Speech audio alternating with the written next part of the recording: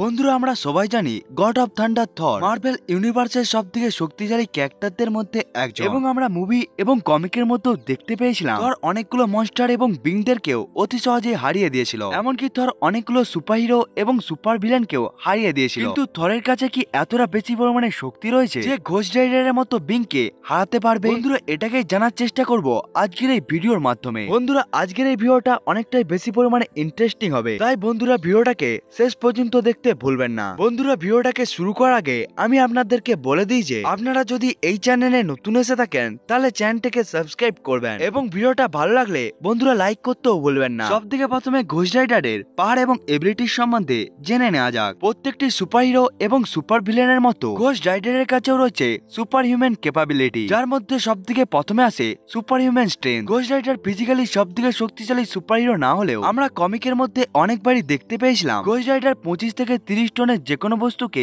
একেবারে তুলে নিতে পারত। এসব ছাড়াও ঘোস্ট রাইডারের পাওয়ার থাকে বাউন্ডলেস পর্যন্ত। ডক্টর স্ট্রেঞ্জ কমিকের মধ্যে একবার এমন বলেছিল ঘোস্ট রাইডার হলো গড লাইক এন্টিটি এবং ঘোস্ট রাইডার কখনোই নিজের ফুল পটেনশিয়ালকে ব্যবহারই করে না, কারণ ঘোস্ট রাইডারের মধ্যে যে হিউম্যান হোস্টটি রয়েছে ঘোস্ট রাইডারকে ফুল পটেনশিয়ালকে ব্যবহার করতে একেবারেই বাধা দেয়। এখান থেকে বোঝা যায় ঘোস্ট রাইডারের কাছে ইনফিনিটি লেভেলের পাওয়ার রয়েছে এবং এই পাওয়ার যদি একেবারে আনলক হয়ে যায় তখন ঘোস্ট রাইডার অতি সহজেই 100 টনের যে কোনো বস্তুকে লিফট করে নিতে পারে। এসব ছাড়াও ঘোস্ট রাইডারের কাছে রয়েছে সুপার হিউম্যান স্পিড এবং এজিলিটি। ঘোস্ট রাইডার নিজের ভেহিকেলকে ব্যবহার করে সুপার স্পিডের সাহায্যে ট্রাভেল করতে পারে এবং ঘোস্ট রাইডার এতটাই বেশি স্পিডে ট্রাভেল করে যে যেটিকে সাধারণ মানুষ কখনোই খালি চোখে দেখতে পারবে না। এসব ছাড়াও ঘোস্ট রাইডারের কোঅর্ডিনেশন এবং অ্যাকুরেসি অনেকটাই ভালো। এসব ছাড়াও ঘোস্ট রাইডারের স্পিডকে আমরা তখন দেখতে পাই যখন কমিকের মধ্যে Ghost Rider god of thunder থরের মিওনিরকে ডজ করার সাথে সাথে এসব ছাড়াও ঘোস্ট রাইডার ওই মিওনিরকে একেবারে গ্র্যাব করে নিয়েছিল। এখান থেকে বোঝা যায় ঘোস্ট রাইডার কতটা বেশি পরিমাণে স্পিডি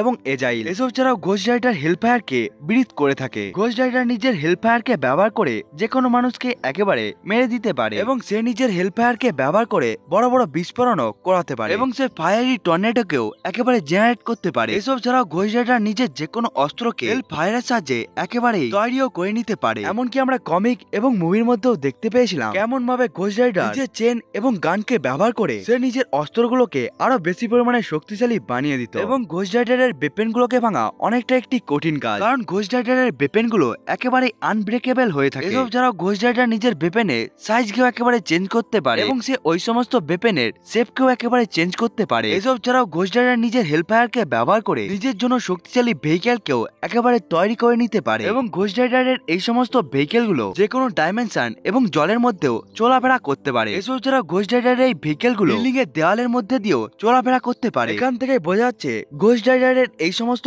ভেহিকেল গুলো কোনো সাধারণ ভেহিকেল নয়। এসব ছাড়াও ঘোস্ট রাইডার নিজের সাইজকে নিজের ইচ্ছে অনুসারে চেঞ্জ করতেও পারে। এটাকে আমরা দেখতে পেয়েছিলাম কমিকের মধ্যে যখন ঘোস্ট রাইডার থরের সাথে একেবারে লড়াই করছিল, তখন ঘোস্ট রাইডার একেবারে নিজের জায়ান্ট ফর্মে চলে আসে, অর্থাৎ ঘোস্ট রাইডার সাইজে অনেকটাই বড় হয়ে গিয়েছিল। এসব ছাড়াও ঘোস্ট রাইডারের কাছে সিন পারসেপশনেরও এবিলিটি রয়েছে, অর্থাৎ ঘোস্ট রাইডার যে কোনো মানুষকে দেখে নিয়ে তার পাপকেও একেবারে বুঝে যেতে পারে। এসব ছাড়াও ঘোস্ট রাইডার অনেকটাই দূর থেকে বুঝে যেতে পারে কোথায় কোন ধরনের পাপ হচ্ছে, এমনকি ঘোস্ট রাইডার মৃতজীবকেও আবার জীবন্ত করে দিতে পারে। ঘোস্ট রাইডার যে কোনো ধরনের ফিজিক্যাল অ্যাবিউজ এবং মারগুলোকে অতি সহজেই সহ্য করে নিতে পারে এবং ঘোস্ট রাইডার ছোট থেকে শুরু করে বড় বড় আঘাতকেও অতি সহজেই সহ্য করে নিতে পারে। শুধুমাত্র ডিভাইন ওয়েপেন যেগুলোকে শুধুমাত্র হেভেনের মধ্যেই পাওয়া যায়, এই সমস্ত ওয়েপেন গুলোকে ছাড়া ঘোস্ট রাইডারকে কোন রকম অস্ত্র দিয়ে আহতও করা যায় না। ঘোস্ট রাইডার একেবারে ওয়েদারকেও ম্যানিপুলেট করতে পারে এবং ঘোস্ট রাইডার থরের মতোই টর্নেডো এবং লাইটিং কেও জেনারেট করতে পারে। এসব ছাড়াও ঘোস্ট রাইডার এজলেস এবং ইমমর্টাল হয়ে থাকে, অর্থাৎ ঘোস্ট রাইডার কখনোই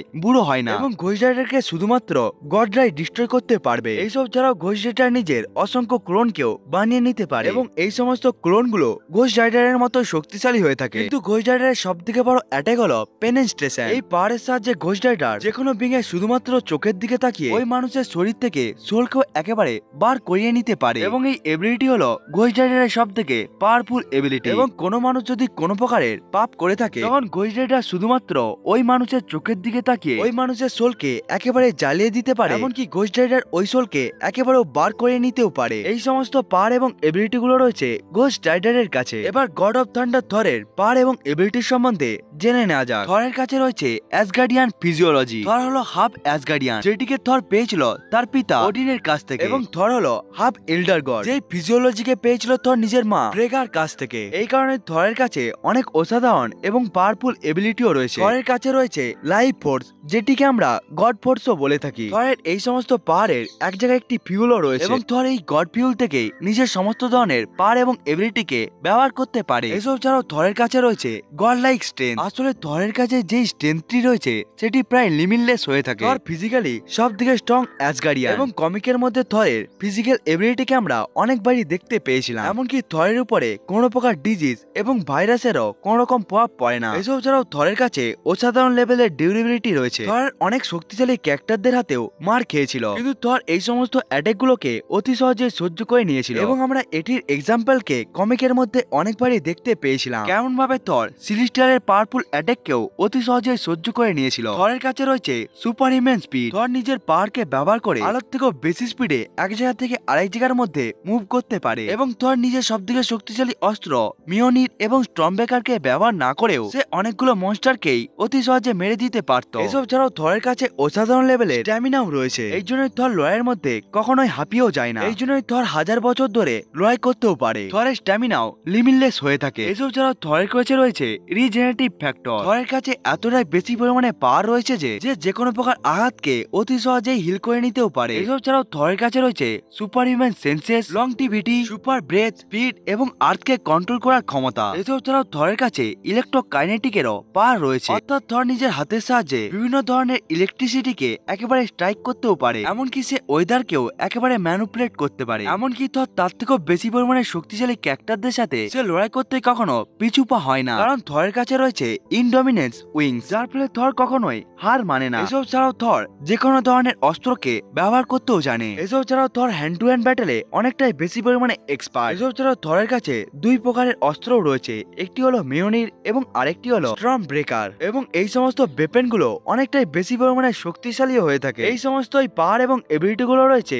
থরের কাছে। এবার আসা যাক, যদি ঘোস্ট রাইডারের সাথে কখনো থরের ব্যাটেল হয় তখন ওই লড়াইকে কে জিতবে। ঘোস্ট রাইডার এবং থর এই দুটো সুপার হিরোই অনেকটাই বেশি পরিমাণে পাওয়ারফুল, এমনকি এরা অনেকটাই বেশি পরিমাণে ডেডলিও হয়ে থাকে, এবং এই দুটো সুপার হিরোর কাছেই অনেক ধরনের অ্যামেজিং সুপার পাওয়ার রয়েছে। কিন্তু আমার মতে থরের বেশিরভাগ পাওয়ার এবং এবিলিটি ঘোস্ট রাইডারের উপরে কোন রকম প্রভাব ফেলাতেই পারবে না, কারণ ঘোস্ট রাইডার হলো একটি ইমমর্টাল বিং। এই জন্য থর যদি এই লড়াইয়ের প্রথমের দিকে ঘোস্ট রাইডারকে একেবারে নকআউটও করে দেয়, তখন ঘোস্ট রাইডার আবার কিছু সময় পরেই আবার জেগে উঠবে। এরপরেই ঘোস্ট রাইডার পরিবর্তন হয়ে যাবে জেরাথোস ঘোস্ট রাইডার, এবং এই পয়েন্টের পর থেকে থরের ওই লড়াইকে জেতা অনেকটা একটি কঠিন কাজ হয়ে যাবে, কারণ থর একটি ইমমর্টাল বিং নয়। কমিকের মধ্যে থরকে অনেকবারই মারা গিয়েছিল। বন্ধুরা, তাই আমার মতে ঘোস্ট রাইডার ভার্সেস থরের এই লড়াইকে ঘোস্ট রাইডারই জিতবে। বন্ধুরা, এটা তো ছিল আমার ওপিনিয়ন। বন্ধুরা, আপনাদের কি মনে হয় কমেন্ট করে বলতে ভুলবেন না। বন্ধুরা, আজকের এই ভিডিওটা আপনাদেরকে কেমন লাগলো কমেন্ট করে বলতে ভুলবেন না। বন্ধুরা, আজকের এই ভিডিওটা